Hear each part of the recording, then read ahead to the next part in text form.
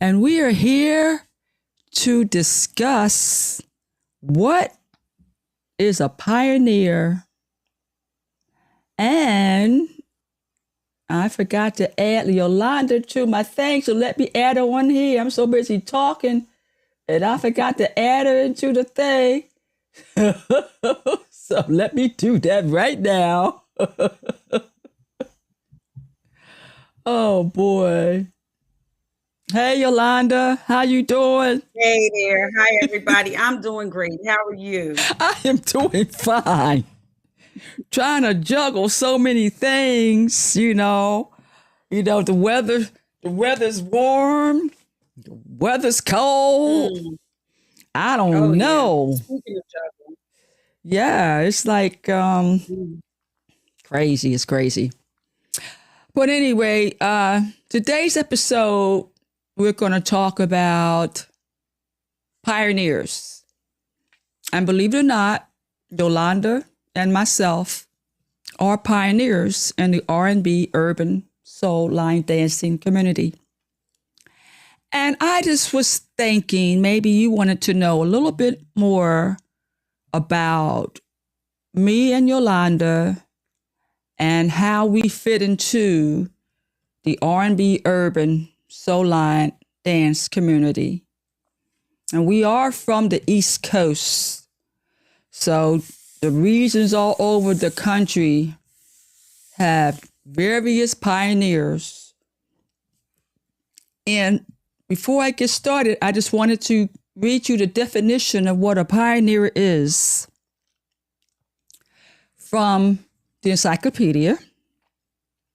A pioneer is a person who is among the first to explore, settle, or develop a new area, idea, or field of research, effectively preparing the way for others. They are typically characterized as innovators, trailblazers, and they are curious and they initiate change. And that's what a pioneer is. And I know that word is used a lot in the R&B urban soul line dance community. So a pioneer doesn't have to be an old person because in urban soul line dancing, we have the baby boomers, Gen X, Y, and Z. But as the definitions say, they are the first to explore and to develop a new area, idea, or field. So, Yolanda, let me start with you.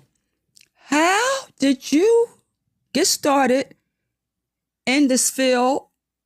And I consider you a pioneer.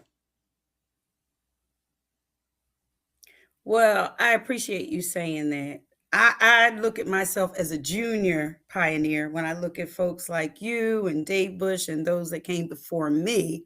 But I got my start and I was kind of almost looking, I had just gotten out of a marriage Mm-hmm. in 1998 and had never lived. I spent all of my 20s as a wife and a mother. So my very first time going out to a nightclub um, was a place called Brave New World. I'm sure you've heard of Brave New Uh World. I've huh. never been anywhere like that before. I went to Brave New World. I met a guy there. His name was Anthony Smalls, and to this day, we're still in touch with each other periodically. Um, who invited me to go to Blue Lights in the Basement? It was a place on Kelly Drive in Philadelphia Right. where people would get together every Monday night and line dance and bop and cha cha and do all the Philadelphia style dances. So it was that following Monday. It was a Monday in October of 1998 that I thought I could line dance, but I quickly realized that I could not. Right. I got out on the floor. I never will forget the song Jazzy Lady was playing, and they were out there doing the Detroit strut, and I could not get it. Gloria Kincaid, another pioneer in our Uh area, huh. came over to me with this little orange flyer, and it said, and she said, "Hey, I just started teaching line dance last week. I need you to come to my class." So I looked at it. It was a flyer that said 11th and Spring Garden, a little place on the second floor called Timbuktu. And I decided, you know what? I'm going to go. What do I have to lose? So Right. I grabbed my best friend, and she and I, who was Faith, you know Faith as well, Hmm. and we went. Well, that class, Gloria taught Marvin Gaye Walk. She taught Booty Call. She taught what we call the Baltimore. Some people call it New Jersey Strut or just kicking it. I didn't learn a thing. I said I was never going to go back. Okay. But here I am, 27 years later, here I am as a line dance teacher myself. That's awesome. But that's where I got my beginning. That's with Gloria Kincaid. Wow. Wow. Wow. Like me, I'm dating myself now. Oh boy. But I actually started teaching line dancing at 13 years old because I'm going back now with Jerry Blavitt and High Lit. I was on the show teaching. I come from an entertainment family. So my uncles and aunts and mother always taught me and us the latest dances, the bop, the cha-cha, the strand, the whatever. Uh, that is what I did as a child. But when I got back into it, because I thought it was just something that I was doing, just dancing. But as an adult, as I got back into line dancing, it was in the 90s. And that's when I met Dave Bush. And, I saw them line dancing. And then I was asked to go to his classes. And that's what I did. And that's when I started line dancing. Well, started back line dancing as an adult. So we're dating ourselves. And we are one of the pioneers. But of course, Dave Bush is the one that actually, one of the ones, I got to say one of the ones, because Jerry Blavitt, when he plays his music, most of his music is R&B soul. And Yes. they have their own name dances to some of the songs that we have our dances to and all. But as far as really getting deep into line dancing, as performing, whatever, was Dave Bush. Dave Bush, I called myself a protege because I was learning on Dave Bush. So then what? Then what happened? So now Dave Bush was my first teacher. Gloria Kincaid was your first teacher. And then what happened from there? Well, it's so funny because I started, like I said, in 1998 Hmm. in Gloria Kincaid's class. I started myself teaching almost 2 years to the date. I started teaching late October of 2000. Okay. Gloria had a Friday class back in those days at Sayre Middle School. Okay. Actually, no, it was at Sayre Recreation Center. Okay. And someone had asked her to teach line dance at a company party. At that particular time, on City Line and Haverford Avenues, there was a dance studio. Hmm. An insurance guy who actually to this day is still in business. His last name is Farnbury Insurance Company, was having a holiday party, and Gloria couldn't do it. So she says, "Yolanda, I need you to go and teach these people a few dances." I said, "I can't do that. I'm not a teacher. Right. I'm a line dancer, but I'm not a teacher. You can do it. Just go. Just go." Yeah. So I went and I taught for about an hour. And the next thing I know, the woman who owned the studio was asking if I would come and teach line That's dance at her awesome. studio. So that was my very first class. I was so excited. I couldn't believe somebody was paying me to do this. They gave Wow. me a check. I immediately ran to Gloria's class. I'm like, "Mama," I call her Mama because Mama. she's like my mom. "You're not going to believe this. These people gave me money." She said, "I told you you could do it." So I started teaching there, Yeah. and it's amazing. My first class there A lot of people will know Crystal Satars. Crystal Satar was one of my first students. Okay. They call her the stiletto queen now. Wow. And she's still line dancing. But out of that class, there was about maybe 7 or 8 students in that class. She's probably the only one that's still actively dancing. Wow. So from there, it just escalated more and more and more. I found myself teaching at places, not just in Philadelphia. Yeah. When Soul Line TV came about, Yeah. I started teaching in places like Reading, Pennsylvania, Yeah. Atlantic City, New Jersey, Yeah. Vineland, Runnymede, like all over the tri-state area, Yeah. even in Wilmington, Delaware.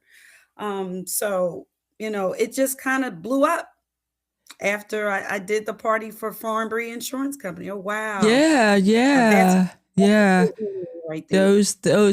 That picture is really a picture of the regular Soul Line TV dancers.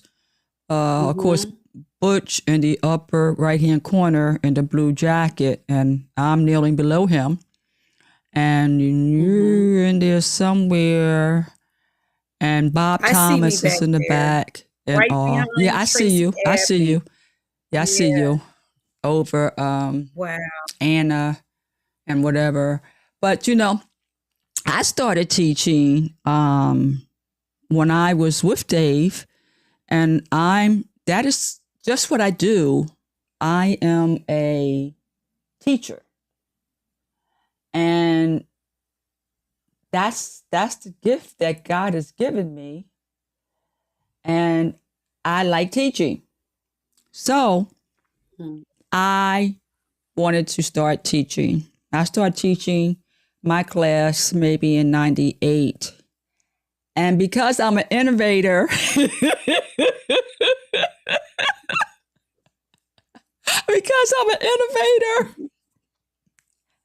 I incorporated my company, R&B Soul Line Dancing Corporation, because I'm an innovator. And then I trademarked the name Philadelphia R&B Soul Line Dancing. And I have the domain name soullinedancing.com because I kind of saw the future. Now, Dave Bush is the first that actually spoke the word soul line dancing. But back then, didn't nobody know what is soul line dancing. They only knew line dancing. Even when I went to trademark the name, what is soul line dancing? So I put the word pen to paper. And so that's how that got started. And now there's a public domain word. Amazing. Everybody put soul line dancing in the title of their group or whatever that they're doing, soul line dancing. So, I'm the pioneer in reference to that one. And so I started teaching and everything. And I'm going to tell you, and I'm going to tell this to every young person that's out there. It's very important. When I started teaching soul line dancing, I was playing business. I was working with the Navy, Department of Defense, as a computer specialist, network administrator, but I was playing business. I made my business a corporation. Then I made it an S corporation for tax purposes. And all of a sudden, my business was calling me on a full-time basis, wherein my full-time job was becoming my part-time job. Oh, wow. And what happened is that the government was contracting out jobs, and my job was contracted out. And I didn't want to move to Mechanicsburg. So I was going to stay on until they just laid me off. And because I was close to 50, they kept me on till I turned 50, and I took an early retirement. And all I did was go from one job to the next job, which was teaching soul line dances. But with me, it was different. I wasn't just teaching classes where a person paid $5, a person paid $10, a person, I mean, that's how I actually started. I started really teaching with blue lights in the basement. But we'll come back to that. Mm-hmm. But on the job, before I left my job, my friends wanted me to teach in the gym. But the contractor that was in charge of the gym told me I had to be certified. Thinking being certified to teach soul line dancing. But that was the only way I was going to teach there. So I studied and I became certified with AFA. And I became a certified group aerobics instructor. That's how that happened. And then when I left my job, I just kept rolling. But because I was certified, I was able to get contracts. I was considered a private contractor. So I, was making money. I believe one year, 2007 maybe or 6, I must have grossed $100,000. And that's from working with businesses. And so that's the difference. Because there's so many people out here teaching, Yolanda. Everybody's mother, father, sister, brother, cousin, and aunt, next door neighbor are out there teaching. But that doesn't mean that you are an instructor that can teach. Anybody can teach steps, but it's an art to being a teacher and an instructor, not to put no one down. And when companies see that and you bring extra stuff to the table, they're willing to pay you for it. Oh, absolutely. Absolutely. It's so funny. I have a similar story. I was laid off from what I always say was my real first job out of college. I ironically started the job in 1998. I got laid off from there in 2012. Okay. And no, it was 2008, actually. I got laid off from there because it was 10 years in.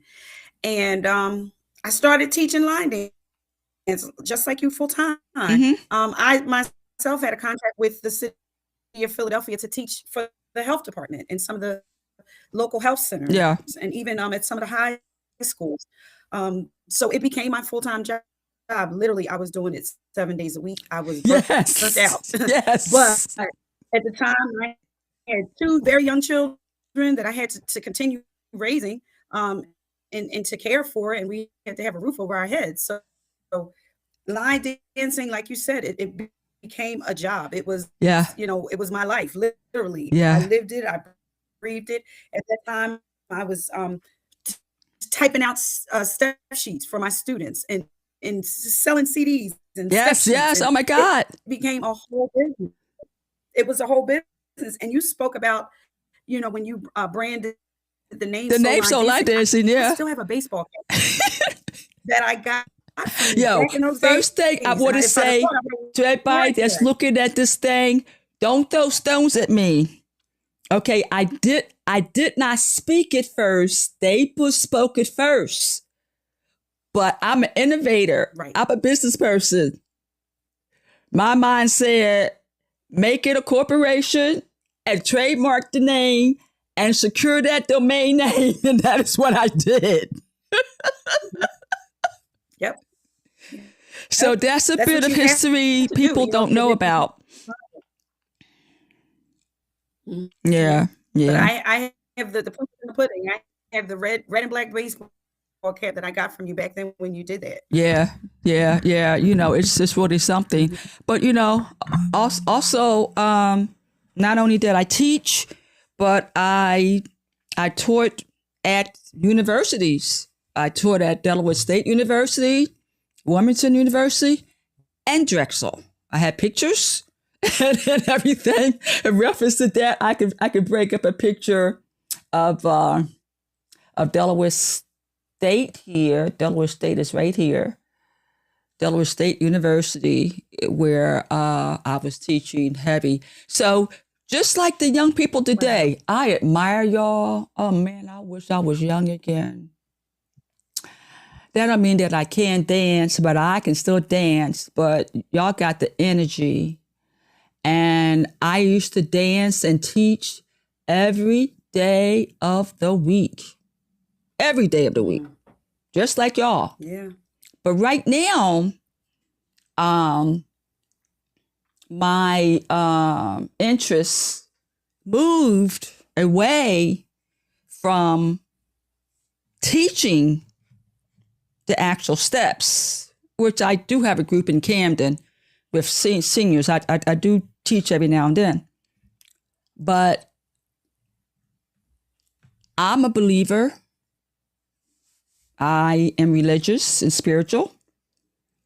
And one day I was teaching in a prison with women. I told the story on the first episode. I started with a group of women that wore orange jumpsuits. They were having a great time. And then the women in the blue jumpsuits heard about the program and they wanted to be a part of it. I'm thinking, naive, the more the merrier. We're having a party. So I'm dancing. I did not know. And then when the blue women joined in the blue jumpsuits, the people in the orange jumpsuits didn't want to do it anymore. And I said, duh. Oh, wow. And that's when I decided that I needed to bring more than just dance steps. I needed therapy. And that's when I got my first master's in dance movement therapy. So there are people that might be listening that are really into soul line dancing. And you may be thinking, well, how can I take it further than the dance floor? And I'm saying that you can. You can take it further to help people. Because, we think of it as partying, having a good time, whatever. But actually, over the years, over the decades, it's become more than just having a good time. Oh, yeah. Yeah. You're absolutely right. I mean, it's socialization. Dancing itself is therapy. Yes. It's therapeutic, I should say. Like I said, when I first started, had just gotten out of a marriage. I was totally devastated. I was at my wit's end. I didn't know what direction to turn. So line dancing came into my life. It not only helped me build self-esteem, it put me on the right track health Yeah. wise. It's literally saved my life. Yeah. And in talking to a lot of people, you hear that from a lot of people that it's like you said, it's a business for some. It's socialization for others, and it's a lifesaver for a lot of people. It is. And I can relate to that because when I met Dave, I was going through a time in my life that I had a breakup. Friends were saying, Paula, get out. Go out dancing. Go this. And I was saying, nah. But I finally did it, and that's when I met Dave. Seriously. That's how it happened. And not only did I meet Dave, I met my my husband that's passed in 2010, Ozzy Hargrove. He is the on the top row on the left, holding the pole, because Brooklyn Ed is on the other side, along with Rick and all. And that's when I met him. And see, Ozzy and Dave were pairs. You didn't see one without the other, because he was the Dave Bush line dancers manager, and he put together the routines for them to perform. He got the Dave Bush dancers on the Apollo because he knew all the entertainers. And I noticed that his name is not mentioned, but I got to say it. I know y'all not going to like it. There was no Dave without Ozzy, and there was no Ozzy without Dave. That's how it was back then. Yeah. Yeah. And so I took a trip to to South Africa in 2018. And what did my professor ask me to do? Paula, do you got the electric slide? I said, what, in Africa? So here we are doing the electric slide in Johannesburg. Wow. Those kids had a great time. They were screaming. They were dancing. I mean, I've never seen the electric slide done like that ever. There was so much excitement, so much energy. They couldn't believe it. Yeah. Yeah. Wow. Yeah. So today, here we are, pioneers, older people. I remember the day that picture was taken. That was during the Soul Line TV taping. Mm-hmm. Yeah, because there you are right in the picture. Yeah. And everything. And yeah, I have a lot of pictures. So anyone that's listening to this podcast that really wants some history, you can contact me. I got plenty of pictures because most of the pictures were done with the Kodak camera back then. Right. I got the Kodak camera. I got the CDs. Right. And you know what's one thing, and looking at this photo, back in those days, this is how we went out all the time. We always had on heels. And we were dressed up. We would never wear a pair of sneakers or a t-shirt. Not to take anything away from people today.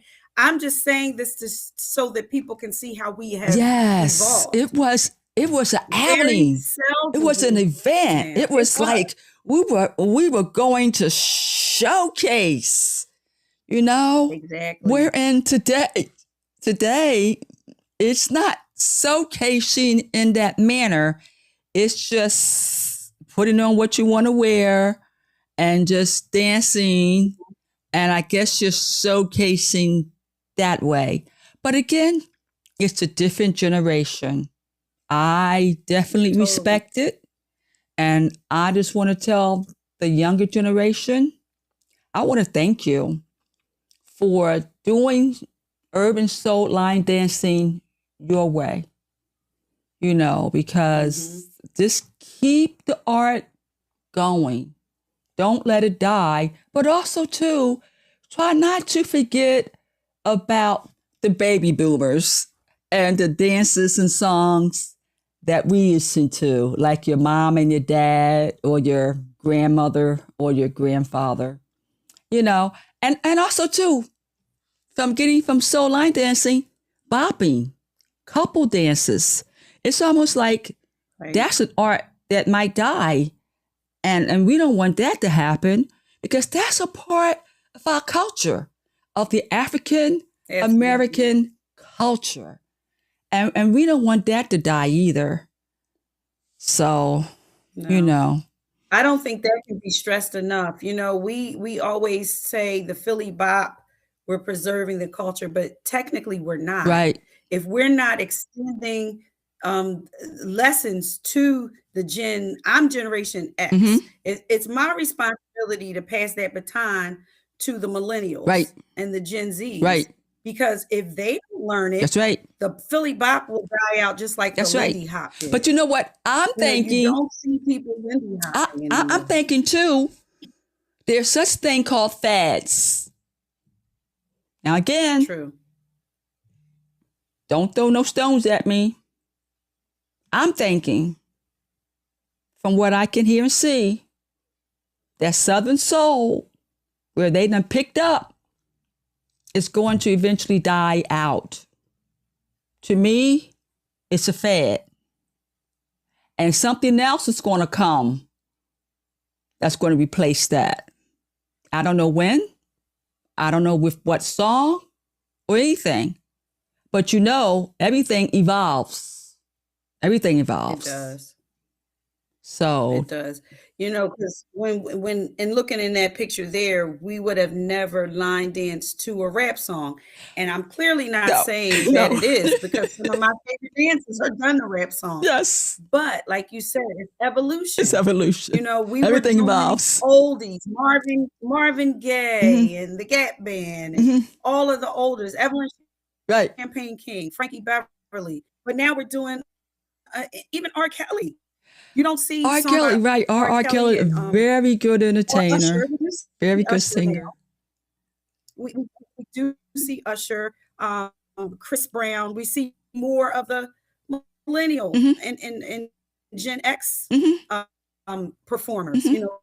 Eventually we're going to see the Gen Zs, and they're going to be line dancing to that. So it is all about evolving. I think the Southern Soul movement is probably popular, and it probably has been for a while in the South. Right. But like you said, as their music starts to evolve, their dance will start to evolve as Right, well. right, right, exactly.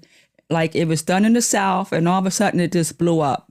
How that happened, it just Hmm. shoo, and that's just how it Yeah, we've is, got the internet you know. to thank us for that. YouTube, Uh Instagram, huh. Facebook, Snapchat, TikTok. Yeah. Had it not been for that, like I mentioned to you earlier, I had 76 people in my class Mm-hmm.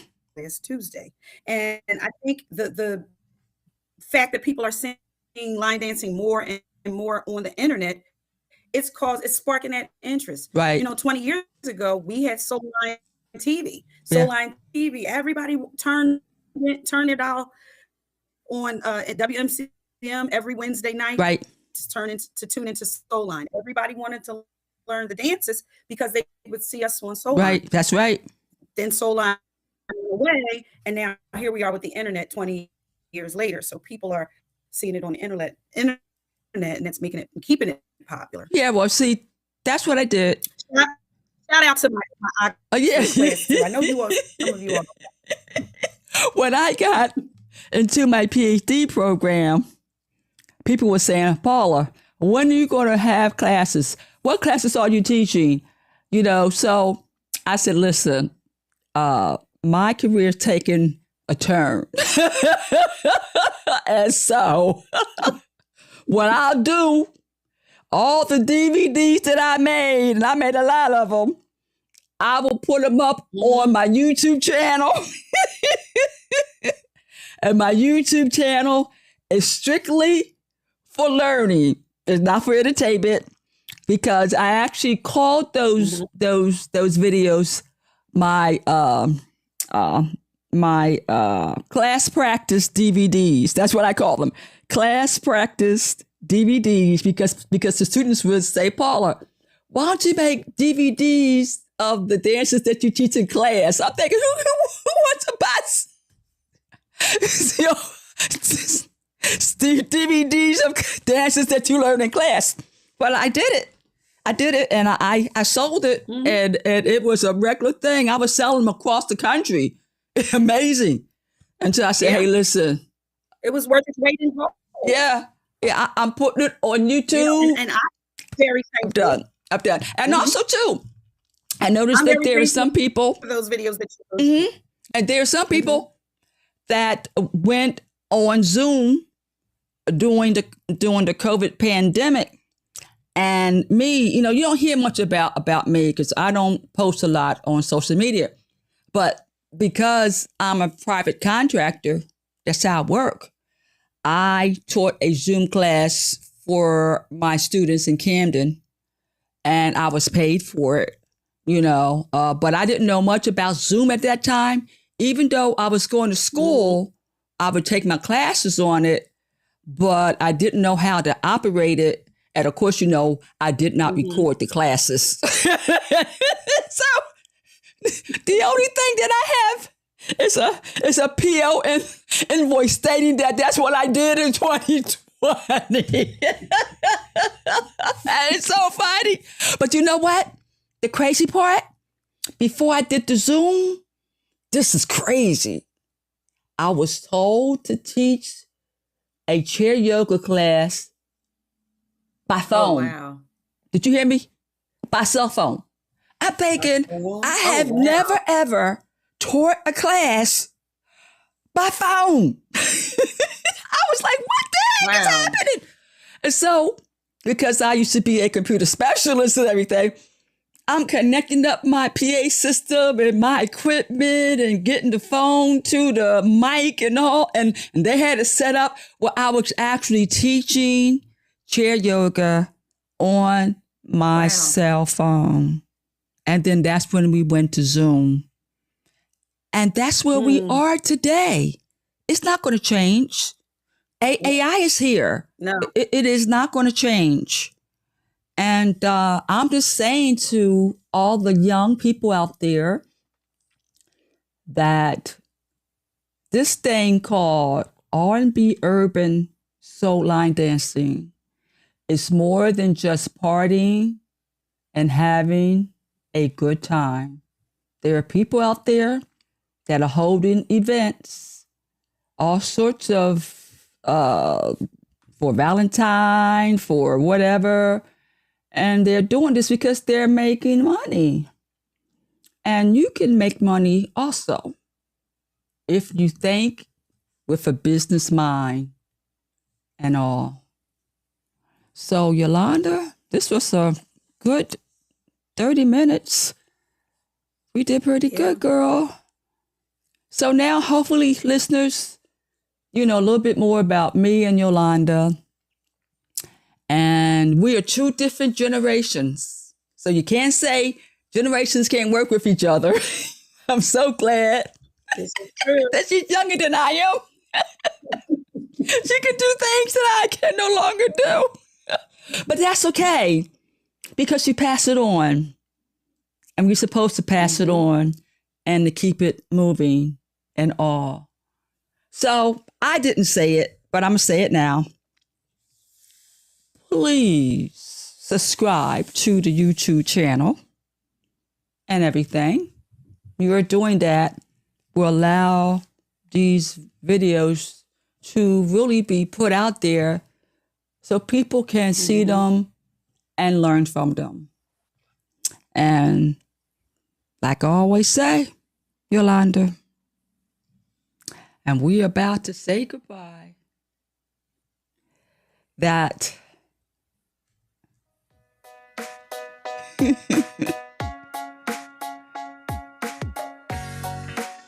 continue to choreograph on purpose, dance on purpose, DJ on purpose, and live in purpose.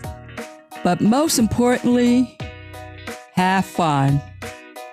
I see you on the next episode of Psychology on the Dance Floor.